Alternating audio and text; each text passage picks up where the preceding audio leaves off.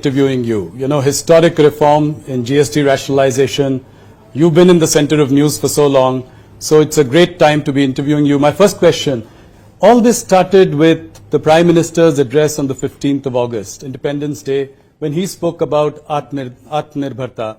He framed it in the context of Swadeshi, he framed it in the context of quality drive, and he also, so that is where it all started, and it has led to this. He gave a hint to us on that day that big reforms are coming. So here it is, your first reactions on this GST rationalization. Well, I'd like to compliment Prime Minister Modi for taking this bold decision. I see this as the most transformative step the nation has seen possibly in the last 50, 60 years. This is a journey that Prime Minister Narendra Modi started right in 2014. Back then, he spoke about making in India. He was conscious that ultimately we will have to become self-reliant. Atmanirbhar banna padega. He promoted Digital India, he promoted Startup India. Swachhata was at the core of his working. Yes. He started the concept of trusting the people of India. Remember, one of the first decisions was you don't need to notarize a document. Right. It was crazy. A Xerox copy, they did a notary and you spend money, go and sit before and plead with somebody. For him, ease of doing business is the pathway to a developed economy, and ease of living is a commitment to the people of India to ensure wider prosperity and inclusive growth. And these decisions yesterday have happened over a sustained 11-year journey of taking a broken, fragile 5 economy to become the top 5 economy of the world, soon to become the 3rd largest by 2027. An economy that was low on growth, high on inflation, an economy that was starved of foreign exchange, with a completely broken banking system, an economy where there was no hope, investments were falling, right. Our passport had no respect anywhere in the world. Inheriting that from the Congress, Prime Minister Modi, brick by brick, step by step, brought reforms, brought changes, showed that he trusted the people of India, focused on better quality of life for the poorest of the poor, through various initiatives, brought social security into their lives, got 25 crore people out of poverty, faced the crisis of COVID admirably, without letting the economy collapse as happened in many other developed nations. In fact, bouncing back so well that for 4 years now, we are the fastest growing large economy. Last quarter was 7.8% growth, yes, with only 1.55% inflation. Who could have imagined, if you look back at 2014, Rahul ji, yes, that in a decade, this country will transform so rapidly, right, so beautifully, and a foundation will be created on which a $4 trillion economy aims to become a $30 trillion economy by 2047. That, I think, is Prime Minister Narendra Modi's very astute handling of the economy, and these transformative steps that he had alluded to in his 15th August address, of course, is a labor of love. It's happened over many months of hard work. yes, The Finance Ministry, Nirmala ji, the groups of ministers from the states, absolutely, the groups of secretaries, all working, recognizing that now compensation cess will no more be required. We got the elbow room to be able to give this huge bonanza, right, and give our consumers the opportunity to spend more and give a boost to the Indian economy. So we'll discuss all these points one by one, but first let's stay with GST for a moment. How do you think there was also, income tax cuts, for the bonanza for the middle class in the last budget, followed by now rationalization of GST, a long-standing demand. Like you said, it's taken months of, work on it. Are you sure that this is, how confident are you that this is going to spur demand, spur consumption, and also eventually investment? It's very logical, Rahul ji.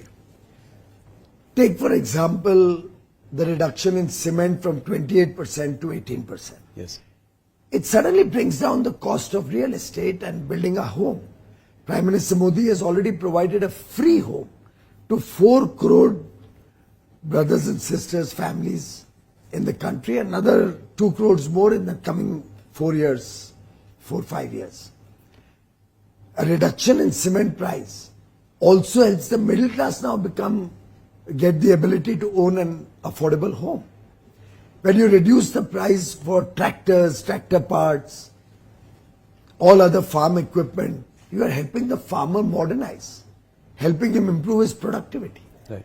When you make the two-wheeler cheaper or a small car cheaper of 1200cc, the aspirational middle class, the young men and women who wants to have a two-wheeler, gets encouraged and is able to afford to buy a two-wheeler, with interest rates also simultaneously coming down, yes, thanks to low inflation and loans becoming cheaper and easily available, right, in a strong banking system that we have today, not what we had in 2014. When the housewife goes out into the market, almost every product of daily use, all food products, all processed goods, foods, all material that is required for her kitchen, foodstuffs, utensils, everything will see a transformational reduction in prices. And industry has committed to us that they will make sure that the full benefit is net of input taxes is passed on to the consumers. So consumers are in for significant gain. And I'm very, very confident. And how are you sure of that? How will you ensure that the industry there has are passed? Enough tools. There have been cases of profiteering in the past. So. Few and far between. Otherwise, our experience is you can trust industry. Okay. Prime Minister Modi's biggest strength has been that he has trusted industry and they've never let him down. Similarly, the people of India have trusted Prime Minister Narendra Modi and we have never let them down. So I think it's a two-way trust. Industry has, across the country, every sector, assured the government that they will be with the government. They recognize lower taxes, lower prices will give buoyancy to demand, and higher demand leads to higher taxes, and ultimately higher demand also promotes more investment because the demand leads to more manufacturing in India. So it's a virtuous cycle of growth. And the multiplier impact is what will give India a big boost. Okay. Let us also talk a little bit about the revenue implication or the revenue impact that this might have. You know, by one estimate, about 48,000 crore would be the revenue impact. Do you see that, you know, we will be able to take care of this and, you know, any kind of fiscal slip that you see, you know, going forward? Rahulji, we are currently collecting nearly 2 lakh crores every month. And with this boost in demand, the revenue will probably go up rather than being a revenue So loss. you're expecting some amount of revenue buoyancy as a result of this. So it is always so. And I think that every theory, right, economic theory suggests that. Right. And for that matter, in 2 lakh crore a month, so 24 lakh crore, 22 lakh crore collected in a year. Yes. This is hardly a very consequential amount. Right. You know, if you look at the Q1 GDP numbers at 7.8, you know, it's a 5-quarter high. How do you react to these numbers, especially in the context of, you know, someone calling it a dead economy? Well, I think Mr. Rahul Gandhi has been a naysayer and a person who could never understand economics. We have seen that over the years. He sees ghosts where there are none. He cannot appreciate that the people of India are seeing significant improvement in their lives. He has not yet been able to reconcile that the people of India have voted him out 3 times in a row. It's a rocket that somehow seems to fail every time it tries to take off. Mr. Rahul Gandhi actually heard the sentiments of 140 crore Indians who can see the improvement in their lives, who can see that Prime Minister Modi has reduced their income tax, who can see that Prime Minister Modi is providing 80 crore Indians, even after they've come out of poverty, with free food grains, who can see that the fertilizer prices haven't gone up in 11 years. Because Prime Minister Modi has made sure that any burden of increase in tax prices, and there has been a huge increase in fertilizer price, is borne by the central government. Prime Minister Modi is a sensitive human being, very, very concerned and caring for the last man at the bottom of the pyramid. Right from day one, he worried about their social security. Right from day one, he committed his government to the poor, to the marginalized sections, to the unbanked sections of society. After all, what was Jan Dhan account? He made the bank doors open for every citizen of this country. Right. What was Ayushman Bharat? And finally, even everybody above 70 getting free healthcare. So today, 65 crore, 62 to 65 crore brothers and sisters, and everybody above the age of 70 included, is eligible for free healthcare. With the reduction of premium GST on premium on life and health policies from 18% to 0. Yes. It's a massive reduction. Yeah. The middle class will get an ability to buy more insurance and secure their future, their health, and an unfortunate incident in their lives or anybody in their family's lives.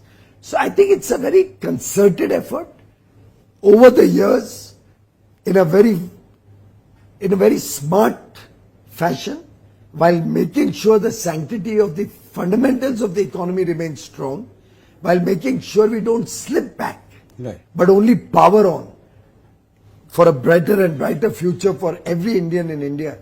I think Prime Minister Modi has clearly shown that good economics can also be equal to good politics.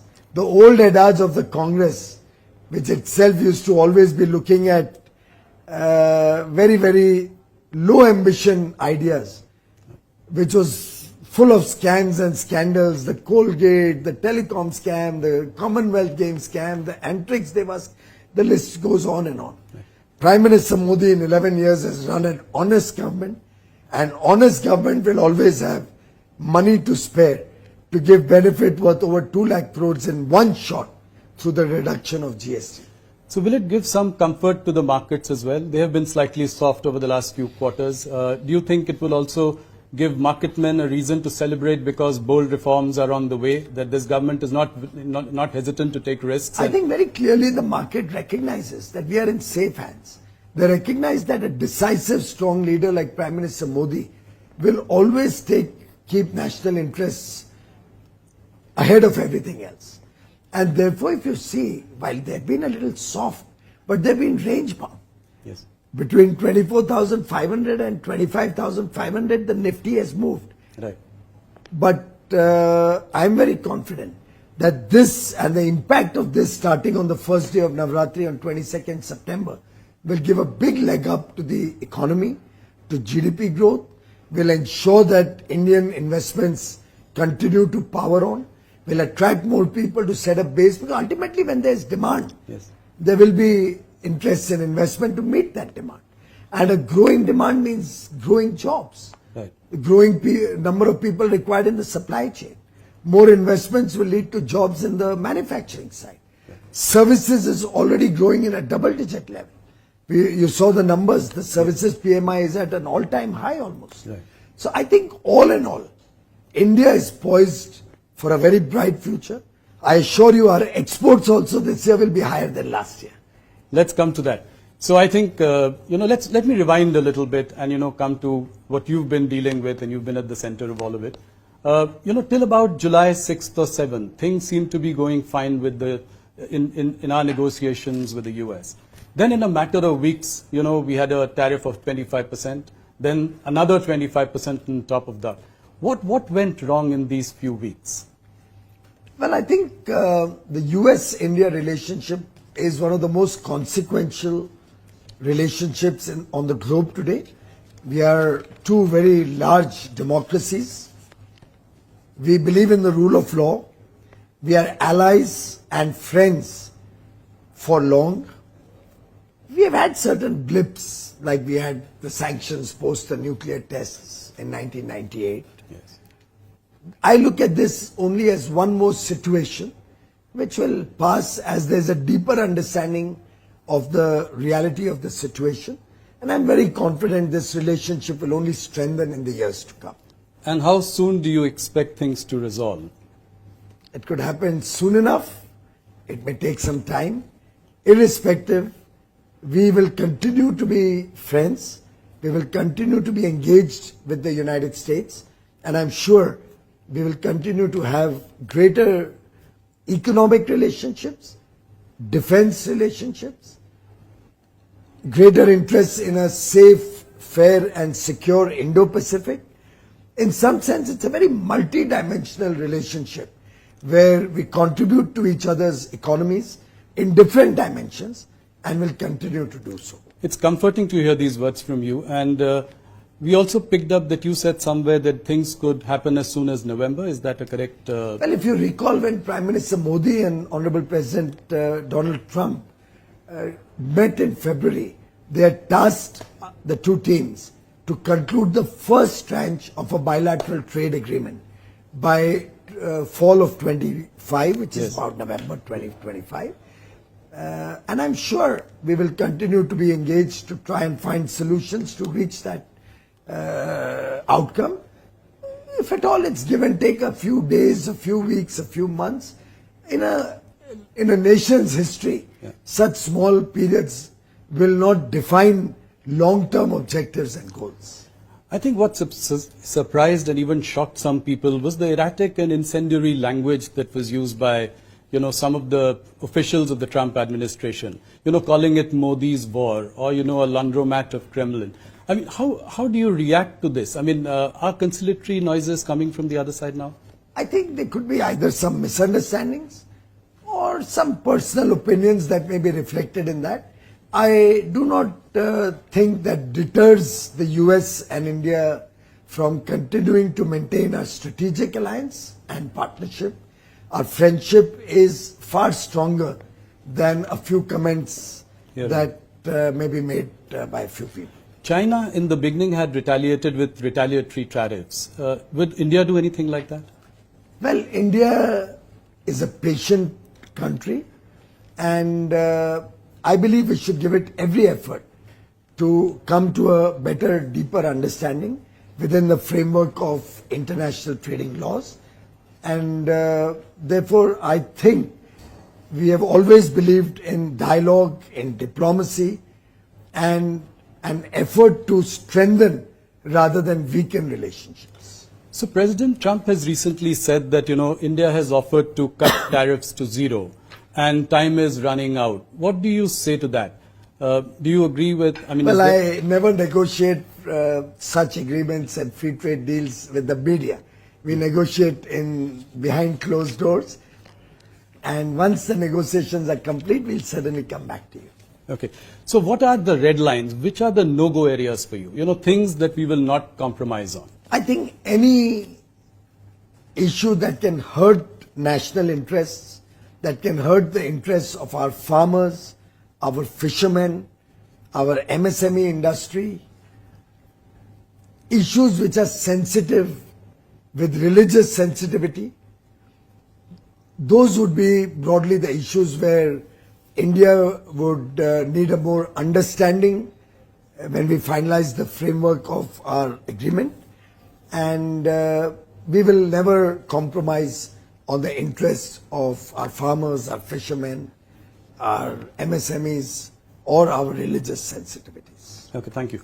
A US court has recently ruled that President Trump has no authority to impose tariffs, including on India. How would that impact our talks going forward? Those are internal processes, legal processes in the US, and will be sorted out by the US government. We have no role to play in that.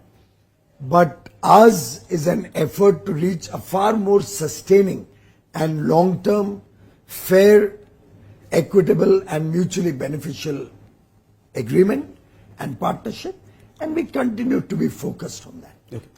Piyush, let's move to some of your priority areas. Take us through your thinking, some of the things that you are doing. For instance, the Jan Vishwas bill. Can you throw some light on that? What is priority for you and the government at the moment?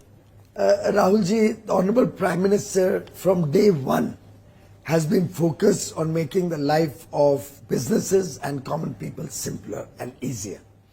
If you recall, a simple thing like notarizing a Xerox copy. He removed the need to go to a notary and get a stamp and a signature and pay him 25 rupees to get that certificate. I don't know what that achieved. Prime Minister Modi just did away with it. He said, I trust my people. If they're signing that this is a true copy of the original, I trust them. If you recall, there have been so many scandals and people have been in jail for scandals around government jobs. Yes. In Prime Minister Modi's regime, no such scandals because he simplified and made the whole process totally transparent. For example, now the class 3 employees don't have to go through an interview. It's on merit based on their written exam and their academic performance that they can get a job. The whole nation today has the confidence that when they, or those who desire to have a government job or a job in the railways or a PSU, will not be discriminated against. Nobody has to use influence or any rent seeking to get a job. This honesty in government has helped us earn the trust of the people, and Prime Minister Modi has always trusted industry, business, entrepreneurs, the youth, the people of India, the citizens of India. And therefore, throughout his tenure, he has tried to decriminalize laws. For small misdemeanors, you don't need to go to jail. You know, there used to be a law at one point of time that if an employee of the Delhi Municipal Corporation, a sewage cleaning employee or an employee was involved in Swachhata in the Delhi Municipal Corporation was absent for 1 month, he could go to jail for that. Right. Now, those kind of obsolete laws needed to be addressed, and he's removed over 1,500 obsolete laws. We have identified many more which we plan to remove. He has decriminalized several sections and provisions of the law through Jan Vishwas Bill 1, which is working admirably. Yeah. Now we've come out with Jan Vishwas Bill 2, and Jan Vishwas is a two-way Vishwas. The government trusts the people of India because the people of India trust the Prime Minister Narendra Modi and his government. And it is that trust which encourages us. The second Jan Vishwas Bill already has 355 provisions being decriminalized. And he has directed us to look for many more. And you'll be happy to know my department has already identified 500 more, which can be decriminalized. Similarly, we are looking at reducing compliance burden, making process and procedures simpler, reducing the paperwork, bringing things online. The idea is that businesses focus on their business. Industry focuses on industry. Traders focus on giving good service to their consumers. Make it easier to do business. Similarly, make the life of the common citizen easier, happier, more self-satisfying, more contained. And I think ease of living is at the core also of the GST reforms. Absolutely. I think compliances and, it is at the core of this.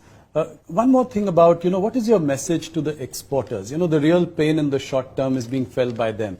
Will you make it somewhat possible for them to sell in India? Will it be a possibility? And what steps are you taking to do that? Well, fortunately, the timing of the GST reduction at such massive levels couldn't have been better. This will give a big impetus to domestic demand, which will help some of the exporters who may lose a part of their business. Will you make it easier for them to do so because they can't?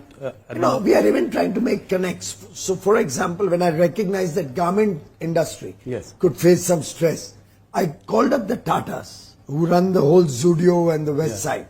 And I'm going to be talking to all other high street malls or retail large-scale outlets to see if they can help these garment exporters by buying their produce and making it available at affordable prices. So high quality at affordable prices, now at reduced GST rates, will make it a great story to run. So you will remove the restrictions on them to sort of... Absolutely. We are trying to make it easier that they can supply in the domestic market. It's a part of one of the reforms we are working on.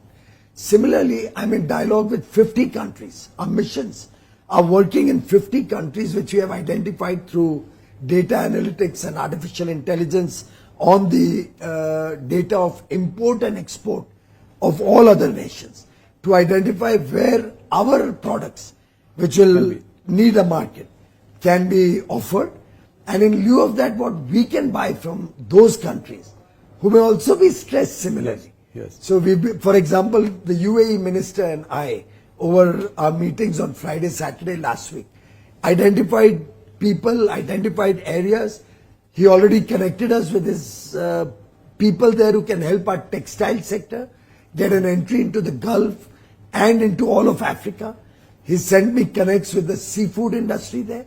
I'm mounting a delegation to visit UAE to connect with those people. 18, 19, we have the high-level task force on investments dialogue in UAE, where I'll be taking a large business delegation, identified sectors where we can support our exporters to get new markets. We'll be looking at fast-tracking our free trade agreements in other regions. We are doing a second tranche in Australia. We'll soon announce closure of Oman. New Zealand will also close by the end of the year. My Commerce Secretary was in Brussels last 2 days. Their teams are down on Monday for the next round of negotiations. The Trade Commissioner of European Union, Maros Sharkovic, will be in India on the 11th and will be spending 3 days together to speed up and conclude the European Union FTA. So I have the 4-nation FTA, EFTA, Switzerland, Iceland, Norway and Liechtenstein, which comes into effect as near as 1st of October. I see. As soon as Navratri gets over, or on the last day of Navratri, we'll have the EFTA agreement come into force. UK has been executed. Oman will be announced. Chile, Peru, Eurasia terms of reference are finalized. By 4th or 5th of October or 6th of October, I am in Qatar to finalize terms of reference with Qatar. The Prime Minister of Singapore is in India today. Yes, I believe you had lunch with him. We had lunch and we had extensive discussions with their teams to see what we can do. And they've already committed to take in more chicken and eggs and poultry. Okay. I talked to them about seafood and they said, we love the taste of Indian fish and Indian shrimp. Oh. So I've told them to my High Commissioner who returns tomorrow to put together a group of seafood importers, and I'll mount a delegation to Singapore very soon.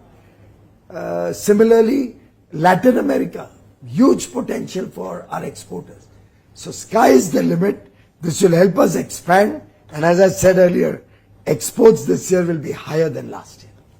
How do you say that? You know, the various estimates that exports are $90 billion and they'll probably come down to $50 billion. We in fact informally chatted about it. So how much have we achieved so far, and then what is the target? You know, sometimes I wonder at all these so-called experts and economists, friends from the media, coming up with such calculations, which I would say would have otherwise been ridiculed as elementary mistakes. You know, that famous elementary, yes, my dear Watson. Yes. This is that moment. We've already had 5 years figures in our hand, right, from April to August. Right. Even to the United States, our exports have already crossed 40 or $43 billion. Already crossed. Okay. Which was 86 last year. And we still have 7 months to go. The reciprocal tariffs are not across the board. Right. They're on about 55 or 60% of the, yes, exports. Similarly, newer trading arrangements are coming into play. Newer markets are opening up. The actions on tariff are on many other countries. So which opens up opportunity for many other countries to provide us some goods that we may require in return for taking from us the goods that they require. Right. So that is what I alluded to. Yes. That we are looking at 50 nations and where we have trade complementarity. So services exports continues to grow across the world. The US is a very small share of our services exports. So I think we are in a sweet spot. Tourism is growing. Yeah. International tourists are coming in large numbers. I'm very confident that our exports this year will be more than last year. You make a very big point here. Any impact on GDP, Piyush? By various estimates, people are again saying 10 basis points to about 100 basis points could be the impact on GDP. Well, anybody who said 100 basis points, I think you should really Yeah, there are any bring him number of onto your reports. show and ask him to justify But that. do you think there is India is predominantly a domestic economy. Right. Our exports as a part of our overall GDP are still relatively small. Right. And our imports are much larger than our exports. Yes. So net, actually imports are deflating the Indian GDP growth. Keeping that in mind, I'll give you a comparable. COVID, we saw exports fall because of the overall world situation. Do you know, imports fell far more than exports. And we actually landed up with a trade surplus during COVID. So Indian economy is a very complex economy. And therefore, I do not think that the impact on the GDP will be significant. Whatever little impact it could have. And drill it down. Yeah. Drill it down to the goods affected by GST. Yeah. Within that, you will find gems and jewelries. $13 billion. What's the value add? Still very small. Right. And it's an area where I look for alternate markets in the Gulf, for example, in the eastern part of the world. So we'll be able to make up.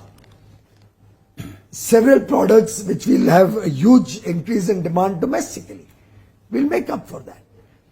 The value add, if you see holistically on the total exports impacted by one nation's action, are not significant enough to hurt the Indian GDP story, which is the world's fastest growing large GDP.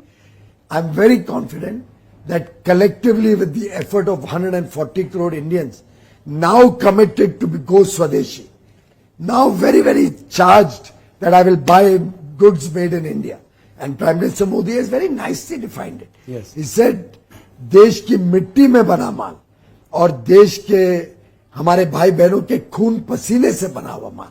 Yes. Yani goods made on Indian soil by the sweat and toil of our Indian labor, Indian workers. The ownership doesn't matter. Doesn't matter. Yeah. That's Let the definition. investment come from all over the world. Yes. As long as it adds jobs, economic activity in India, it's a made in India product. And by the way, if you see Prime Minister Modi's word, you will see in that the vision and mission of Mahatma Gandhi. Mahatma Gandhi wanted Swachhata.